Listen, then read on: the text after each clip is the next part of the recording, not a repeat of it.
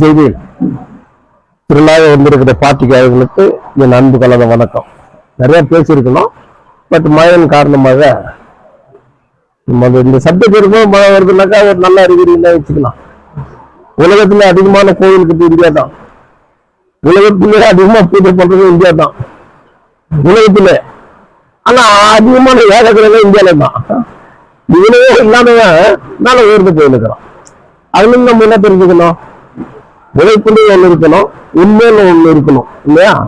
நீங்க எல்லாரும் சொல்லுங்க, அந்தந்த வார்டுக்காரர்கள் தைரியமா சொல்லணும், எங்க வார்டுல இப்படின்னு. அது ஒரே ஒண்ணு என்னன்னாக்கா, மனசாட்சி உள்ள நம்ம பார்ட்டியில ஒரு வார்டுல ஒரு 1000 பேர் போனா, ஒரு 1000 பேர் போகல, வாயில சொல்ல கூடாதுங்க, செயல்ல ஒரு 1000 பேர் போனா, எனக்கு என் கருத்தை வலுப்படுத்தணுன்றது முக்கியம் இல்ல. கண்கண்ட தெய்வம் பாபா சாஹேப் அம்பேத்கர் இந்தியா இருக்கிற எல்லா மண்ணிலும் போய் கால வைக்கல, கங்காவில வச்சாரு. அவர் கால் வச்சு எடுத்து நம்ம கோட்டை விடுறோம்னு சொன்னாக்கா நம்மள மாதிரி கேளு மனம் யாருமே கிடையாது. இப்போ ஒரு கோழிக்குது, அந்த கோழி எடுத்து என்னன்னு சொல்லுவான்? அழகா சகப்பாக்குதுன்னு சொல்லுவானா, 2 கிலோ இருக்குதுன்னு சொல்லுவானா? ஒரு ஆடு இருக்குது, ஒரு ஆட்டுக்குட்டி விற்கிறான், அதை எடுத்து இது பாருங்க கண்ணாயிருக்கு காந்தாயிரம் சொல்லுவானா? 20 கேஜி கொடுக்குறோம் அப்படித்தானே கொடுக்குறான். ஆனா மனுஷனை பார்த்து யாருன்னா 55 கேஜின்றானா? சொல்லிட்டு போன யாருன்னா ஏன் சொல்றது இல்ல? ஆளை வெயிட்டும் நல்லா காம்புவானங்கிறாரு. அதெல்லாம் சுருக்கம் ஒரே வாரத்துல அவன் ஊம்லாம் கட்டி சார் வாய்ப்பு சிரிக்க மாட்டான், ஒரே வாரத்துல முடிச்சிருவான். அந்த மாதிரி நம்ம பாட்டுமே நம்மளை பத்தி ஒரே வாரத்துல அதெல்லாம் தர சார் ஒரு டக்குன்னுவான். காசு நேரத்தான் சார் ஜெயிக்க முடியும். ஓட்டுக்கும் காசுக்கு நேரம் சம்பந்தம் இருக்குது, சொல்ல வேண்டியது கடமை. ஆனா நம்ம பார்ட்டில நம்ம ஆளுங்க அந்த வழிவகை மண்ணு மேல பாபா சாஹேப் அம்பேத்கர் மேல பற்றவே இல்லை, இந்த மண்ணு மேல பற்றவே இல்லை. ஆனா இன்னைக்கு நான் போராட்டம் பண்ணுகிறோம், வீடுகளை நம்மளுக்கு சொந்தமாக்கணும். எத்தனை வருஷமா எனக்கு 2 பேர் ஓட்டு போட்டுக்கல, நான் ஒன்றாக்கிருக்கேன் எல்லாரும். ஒரு உதாரணத்துக்கு சொல்றேன், ஒரு ட்ரெயின் புஷ்புல் ட்ரெயின் மகார்பேட்ல நிக்குது சார், கேஜப் வரல. நான் சென்ட்ரல் மினிஸ்டர் இருந்தேனா, எம்பியா இருந்தேனா? வர வச்சனா இல்லையா? வர வச்சனா இல்லையா? உங்க மனசாட்சியோட சொல்லுங்க இல்லையா? அதனால நான் இல்லைன்னா என்ஜினியரிங் காலேஜ் கவர்மெண்ட்டுக்கு கொண்டு வந்திருப்பேன், லா காலேஜ் கவர்மெண்ட் கொண்டு வந்திருப்பேன். என் பிள்ளைங்க காசுக்காக பயப்பட வேண்டிய அவசியமே இல்லை, ஃபீஸ் கட்டி படிக்கணும்னு அவசியமே இல்லை, அரசாங்க ஃபீஸிலே படிச்சு மேல கொண்டு வந்திருப்பேன். எஜுகேஷன் தான் இம்பார்ட்டன்ஸ் கொடுத்தேன். மொராஜி தேசாய் ஸ்கூல் கொண்டு வந்தேன். யாருக்கா கொண்டு வந்தேன்? ரொம்ப பேருக்கு நம்ம கேட்கறதுக்கு தெரியல சார்ன்றாங்க. இந்த தொழில் கிளீன் பண்ண சொன்னேன், துப்புரவு தொழில். அவங்கள கேட்டேன், எங்கம்மா இருக்கிறது என்ன பசங்களுக்கு ஃபீஸ்க்கெல்லாம் கட்டுறதுக்குள்ள கஷ்டம் சார், சம்பளமே கொடுக்கல இன்னும் முனிசிபாலிட்டியில சம்பளமே. அப்ப அவங்க எப்படி சாப்பிடுவாங்க? அவங்க ஏதான் சரி 10,000 சம்பாதிக்கிறவனும் பகுத்தறிவு இல்லாத வியாதிகள் இருக்கிறான், 1000 ரூபாய் சம்பாதிக்கிறோம் ஆரோக்கியமாக்குறோம். இதுக்கெல்லாம் காரணம் என்ன? மனசு சுத்தமாக்கணும். அதனால நீங்க டிசைட் பண்ண வேண்டியது என்னன்னாக்கா, மைனிங் ஃபுல்லா நம்ம போயிட்டு தானே, நம்ம சமுதாயம் தானே. ஒரு வார்டுக்கு 1000 ஓட்டு வாங்க முடியாது, வாங்கலாமா இல்லையா? சும்மா எனக்கு எல்லாம் உருவாட்டுறீங்க, நானும் அனுபவிச்சுக்கிறேன் உங்ககிட்ட. என்ன சில பேர் சொல்லுவாங்க, எஸ்சி பிளாக் யாரா இருக்கிறாங்க, வா வா நீ தான் வா கொஞ்சம் வா வா. கவுன்சில் எலெக்ஷன் நிற்கும் போதும் போன முறை சரிப்பா எஸ்சி பிளாக்ல நானே நிக்கிறேன்னு சொன்னேன். உன் குரல் தான் முதல் வந்துச்சு, ஏஜென்ட் ஓட்டு வாங்குவேன்னு. வாங்கினீங்களா? கேட்ட கேள்விக்கு மட்டும் பதில் சொல்லு.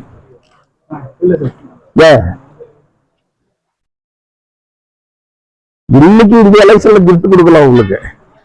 கிஃப்ட் உருவாக்கி கொடுத்தீங்கன்னா நான் ஒரு தாய்மார்கள் தான் கிஃப்ட் உருவாக்கி கொடுத்தீங்கன்னா.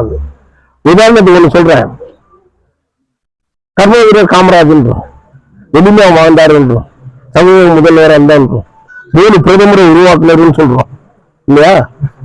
அவர் வீட்டுல படத்துல இருக்கும் போது ஒரு ஏழை அந்த அம்மா குழந்தைங்க கையில வச்சுக்கின்னு ஐயாவை பார்க்கணும்னு வராங்க. அவன் செக்யூரிட்டி உள்ள விடல. இல்லைங்க ஐயா நான் பார்த்து என் குழந்தைக்கு ஃபீஸ் கட்டணும் போதோ செக்யூரிட்டிக்காரன் உள்ளவே விடல. என்ன சத்தியம்னு அவர் வெளியே வந்தாரு. யாரு அந்த உள்ள வர சொல்லியிருந்தாரு. ஐயா இல்லையா இப்படிதான் நீங்க ஏமாத்துருவோம், சும்மா சும்மா வந்து காசு கேட்குவாங்க, இவங்கெல்லாம் இதே தான் வேலை இவங்களுக்குன்னாரு. ஏன் முடியா அவங்க என்ன சொல்றாங்க கேட்கலாம்ல.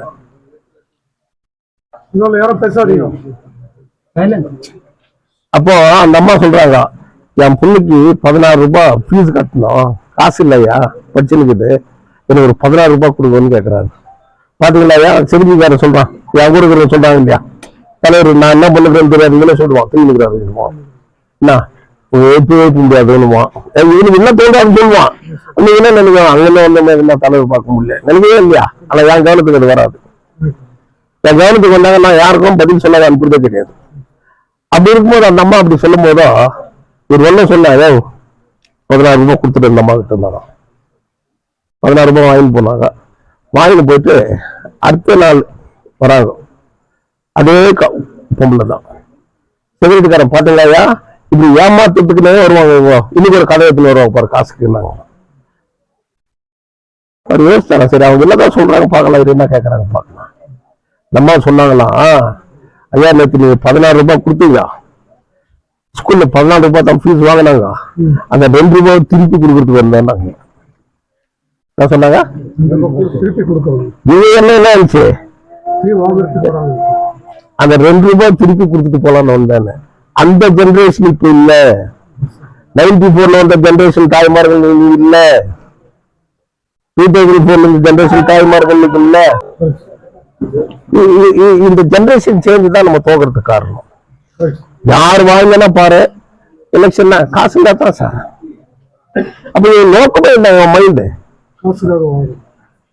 மறுநாள் ஒரு ஜெனரேஷன் தான் அழிஞ்சு போகும். எனக்கு கல்யாணம் இல்லை, பிள்ளைங்க இல்லை, கொண்டாட்டி இல்லை, நான் அழிஞ்சாலும் பரவாயில்ல, ஆனா என் மண்ணில் இருக்கிற வாலிபம் வாழணும், அவன் ஒரு கால ஜெனரேஷன் வாழணும். நானும் இல்லாத போயிட்டேன்னாக்கா நீங்க ரொம்ப கஷ்டப்படுவீங்க. இது சொல்லி வைக்கிற பயத்துக்காக இல்லை, இதான் நடக்க போகுது. புரியுதுங்களா? நம்ம எம்பி கூட சொன்னாரு நான் போய் ஒரு வாரத்துல பார்த்துட்டு யூடியூப்ல இருந்தான் இந்த வீடுகளுக்கு எல்லாம் சொந்தமாக்கி கொடுத்துருக்கேன் சொன்னாரா இல்லையா? எவ்வளவு நாள் ஆச்சு? ஆனா நான் சொன்னேன் தோத்துட்டு இருக்கும் போதும் மலையாளி கிரவுண்ட்ல வீட்டு கட்டுக்கடா இவ்வளவு பேர் வீட்டுல எவ்வளவு நாள் இருப்பீங்க, அவனுக்கு தேவைப்படும் போது பாத்துக்கலாம்னு சொல்லுவேன். யாரு வீட்டு கட்டுல வீட்டுல உட்காந்துக்கின்னு அம்பேத்கர் ஓட்டு போடாதுனாக்கா நீ எவ்வளவு யோகினா இருப்பீங்க? நல்லா யோசனை பண்ணி பாருங்க. இதை நான் சொன்னேன்னாக்கா தலைவர் திட்டாரு, உங்களுக்கு கொஞ்சம் முடியுமா? நல்லா யோசனை பண்ணி பாருங்க, கொஞ்சம் முடியுமா? நீங்க நன்றி கேட்டீங்க நான் என்னன்னு சொல்லிட்டா போ ஏன் பொதுக்கூட்டம் கூட நான் போடல. அங்க எதிர்த்து பேசுறது எனக்கு ஆள் இல்லை. நான் யாரும் எதிர்த்து பேசணும்? ஊருக்கே தெரிஞ்ச விஷயம் தான். எம்எல்ஏ வந்து ஒரு ஏபிஎம்சி யார் எங்க போடுறாங்க, நம்ம ஊர் பொறுக்கி வைக்கிறீங்களா? நம்ம ஊர்ல இடமே இல்லையா? ஏன் அங்க போடல? அங்க கோரி இல்லை. கோரி இருந்துச்சுனாக்கா கண்ணி ஊற்றி வியாபாரம் பண்ணிக்கலாம்ல, அதுக்கு பர்சன்டேஜ் கேட்கலாம்ல. அதை தானே செய்தாங்க அவங்க. இது யாருதான் கேட்கலாமா? கேட்க மாட்டான். அதுக்கு ஒரு பூஜை, காம்பவுண்ட் போட போகலாம், அதுக்கு ஒரு பூஜை. நம்ம ரோடு போட்டோம், ஒரே ஒரு பூஜை தான் போட்டேன். காருக்கு ஒரு பூஜை, மண்ணு போட்டதுக்கு ஒரு பூஜை போட்டுருப்பா. யாருன்னா இது உங்களை ஏமாத்துறது. கரெக்டுங்களா? 2.5 கோடி தாழ்த்தப்பட்ட மக்களுக்கு சென்காசுக்கு 27% செலவு பண்ணணும், ஷெட்யூல் ட்ரைபுக்கு 7% செலவு பண்ணணும், அங்கவிக்கலுக்கு 2 பேருக்கு செலவு பண்ணணும். யாருக்கு எவ்வளவு ஸ்காலர்ஷிப் கொடுத்துருப்ப, யாருக்கு மெடிக்கல் செலவு கொடுத்துருப்ப, அந்த பணத்தை யாருக்கு செலவு பண்ணணும்? எஸ்சி உடைய பணத்தை யாருக்கு செலவு பண்ணணும்? அந்த பணத்தை இடத்துல போயிட்டு சைட் கொடுக்குற ராஜேஷ் கேம்ப்ல போட்டு செலவு பண்ற. யார் கேட்கறது? நீ தேர்ந்தெடுத்த கவுன்சிலர் தானே? நீ தேர்ந்தெடுத்த கவுன்சிலர் தானே வாய் திறந்து பேசிருப்பாங்களா? பேச மாட்டாங்க. ஏன் பேச மாட்டான்? காசு கொடுத்து வேலைக்கு வாங்கிக்கிறவங்க. எப்படி பேசுவேன்? இந்த மாதிரி ஆளுங்க காசு மேல போறவன் எப்போ ஒருத்தர் இண்டிபெண்டா நிக்கிறேன்னு சொல்றானோ அவன் காசு மேல போறான். அவங்க நோக்கம் என்ன? நம்ம இண்டிபெண்டா யார் தான் வாங்குவாங்க? போன முறை யாருமே நிக்கல பிரசிடென்ட்டுக்கு, வேலையே போகல. ஆனாலும் அந்த அம்மா காசு கொடுத்தாங்க. ஏன்னு இல்லை கவுன்சில் கூச்சில் வரக்கூடாது, நான் பாட்டுக்கு நான் கொண்டாச்சுன்னு போறேன். தானே நோக்கம். ஒருத்தன் தனிப்பட்டு இண்டிவிஜுவலா நிற்கிறான்னா உனக்கு அவனை செல்வாக்குற அந்த ஏரியாவில் என்ன பண்ணிக்கிறான்னு சொல்லு, நீ எப்படி ஓட்டு போடலாம்? ஆனா நீங்க என்ன பண்றீங்க? காசு கொடுக்குறாங்க சார், ஓட்டுக்கு ஒண்ணு கொடுத்தாங்க சார். வெக்கப்படணும். நீ வாங்கி சாப்பிடறதுக்கு இல்லை சார், உன் பேர பிள்ளைய வெக்கப்படணும். உன் வருங்கால ஜெனரேஷன் பாரு, இது குடும்பத்துல கல்யாணம் ஆகி பிள்ளைகள் எல்லாம் பெற்றுக்கிறிய. ஆனா இவன் சொல்றது என்ன, நான் பெங்களூர்ல செட்டில் ஆகிடுறேன், ஆனாலும் திரும்பி இங்க தான் வந்துருங்க. கரெக்டுங்களா? அதனால இது வருங்கால பிள்ளைகளுக்கு சொல்லிக் கொடுக்க ஆள் இல்லாத போயிடும், கேட்கறதுக்கு நாள் இல்லாத போயிடும். அன்னைக்கு அராஜகம் போலீஸ் எப்படி இல்லை, சுதந்திரத்துக்காக போராட்டம் பண்ண பாரு, அதோட மோசமான அராஜகம் வந்தாங்க இல்லை. இது ஞாபகம் வச்சுக்கல. ஒவ்வொரு வார்டுல 2500 ஓட்டு விழுமா? எவ்வளவு சார் விழும்? இல்ல 3000 ஓட்டு விழுதா? 1000 ஓட்டு கன்ஃபார்ம் ஓட்டு பண்ணி ரெடி பண்ணிக்கோ, அதுக்கப்புறம் பார்க்கலாம் மற்ற ஓட்டெல்லாம் இல்லையா. இதை தயவுசெய்து செய்யுங்க. நகரசபை நம்ம கிட்ட வந்தோம்னா இந்த நகரசபைன்றது தங்கவிலே மேல போகும், தங்கவிலே மேல போகும். நாளைக்கு மேல அவசியம் இல்லை, அது இன்ட்ரெஸ்டா எனக்கு இல்லை. நீங்க நின்னுங்க, உங்க பின்னாடி நாக்குறேன், உங்களை நான் உருவாக்கி காட்டுறேன். அதுதான் என்னுடைய நோக்கமே. கரெக்டுங்களா? இதை தயவுசெய்து மனசுல வச்சுன்னு செய்யுங்க. ஏதோ வந்தீங்க கூப்பிட்டீங்க நான் பேசினேன் அப்படின்னு இருக்கக்கூடாது.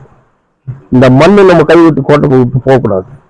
அவன் பாரு ஒரு புது மண்ணுக்கு எப்படி அவன் நாட்டுக்காக பாடுபடுறான். மணிப்பூர்ல அந்த மண்ணுக்கு பாடுபடுறான். ட்ரைபல்ஸ் எல்லாம் அவன் என்ன காலேஜ் யூனிவர்சிட்டியில படிச்சான், நான் மண்ணுக்காக போறாரு. ஒரு பிரதமர் உள்ள போறது பயப்படுறாரு. இந்த புகழ்பெற்ற தலைவலின்னு சொல்றது இல்ல, கோட்டை விட்டீங்கல்ல ஈஸியா. எங்கேயோ ஓட்டை போட்டு உட்காந்து வேடிக்கை பாக்குறீங்களே, வெக்கப்படணும். இந்த வெக்கத்துக்காக தான் நான் வெளியே வர்றதுல யாருக்கிட்ட பேசுறது. எனக்கு 1000 வேதனை இருக்கும், அது ஒரு பக்கம் இதுதான். சே, இவ்வளவு மோசமான மக்களா இருப்பாங்க நம்ம ஊர்ல ஒரு எண்ணம் வந்துருக்கு இல்ல. 2 முறை இதே மக்கள் எனக்கு ஓட்டு கொடுத்தாங்க. அந்த ஜெனரேஷன் வேறன்னு சொன்ன, இன்னைக்கு இருக்கிற ஜெனரேஷன் வேற. ஆனாலும் அந்த ஜெனரேஷன் இருக்கிற ரத்தங்கள் கொஞ்சம் கூட இல்ல, அந்த ரத்தம் மட்டும் பாடுபட்டோம். நம்மள ஜெயிக்கிறதுக்கு ஆளே கிடையாது. புரியுதுங்களா? இது மனசுல வச்சுன்னு தயவு செய்து சிந்தனை செய்து பாருங்க. 17ஆம் தேதி குபேந்திரகுமார் சொல்லியிருப்பாரு, நீங்க எல்லாரும் வாங்க. ஆத்மா சாந்தி ஆகுதா சாந்தி ஆகலன்றதெல்லாம் அர்த்தம் கிடையாது. புத்தர் சொன்னா பாரு, ஒரு முறை இறந்தா இறந்துட்டாரு. ஆனா மனம் இருக்குது பாரு, அது இறக்காது. அது இறக்காத இருக்க அந்த வேதனை இருக்கத்தான் செய்யும் இல்லையா. எனக்கு எல்லாமே நீங்க தான். பாச்சி தாத்தா இறந்து போயிட்டாரு, அவர் சாதியம் பண்ணி பொறுக்கல, ஒரு மலை மேல கொண்டு போய் வச்சுட்டு வந்துட்டாங்க. அவர் கம்யூனிட்டி அப்படிதான் செய்யும். எல்லாத்துக்கு பறந்து காக்கெல்லாம் கொத்தி கொத்தி எவ்வளவு பேர் கொட்டி சொல்றேன், எதிரியாக எனக்கு செய்துவாரு, நல்லதே செய்துவாரு. அந்த மாதிரி இந்த அனாதைகளை தூக்கி அப்படி எங்கன்னா போட்டுருங்க. ஆனா நீங்க வாழணும், நீங்க வாழணும், உங்க உலகான ஜெனரேஷன் வாழணும், இந்த மண்ணு வாழணும், நம்ம ஊர். ஏமாத்துறவனுக்கு இன்னும் கூட ஏமாந்து போவாங்க, 20 வருஷமா ஏமாந்து போயிருக்கு. இனிமேலும் திருந்தலைன்னா அவன் மனுஷனே கிடையாது. இன்னும் திருந்தலைனாக்கா இவன் மனுஷனே கிடையாது. வெறும் பணம் தான் உனக்கு கொள்கைனாக்கா எவ்வளவு பணம் வச்சுன்னா பண்ண போறோம், எந்த நேரத்துல யாரும் சாமான்னு தெரியாது. புரியுதா? இருக்கிற வரைக்கும் அவன் உண்மையை தான் சொல்லணும், உங்களுக்காக பாடுபடணும்னு சொல்லணும். இதை தயவுசெய்து மனசுல வச்சுக்கின்னு அடுத்த கூட்டத்தில் நான் தெளிவா சொல்றேன். அதுக்குள்ள நீங்க வார்டு வயசு அந்த வார்டுல 1000 பேர் கன்ஃபார்ம் சார் சொல்லு. எக்ஸாம் எழுதிருப்பீங்க, எல்லாம் படிச்சுக்கிறீங்கல்ல. 25 மார்க் 2 கொஸ்டின் கொடுப்போம், 4 கொடுப்போம், 2 எழுதுனுவோம். 15 மார்க் கொஸ்டின் என்ன 2 எழுதுனுவோம், அதுல 4 கொடுப்போம். 10 மார்க் கொஸ்டின் 6 கொடுப்போம், அதுல 3 எழுதுனுவோம். 2 மார்க் கொஸ்டின் ஒரு 7-8 கொடுப்போம், அதுல 5 எழுதுனுவோம். நீ எல்லாத்தையும் எழுதிட்டு பாசம் நினைச்சுக்காத. 25 மார்க் எழுதுற போற, அதுக்கு பாதி மார்க் போடு. எவ்வளோ? 12. அதுல பாதி போடு.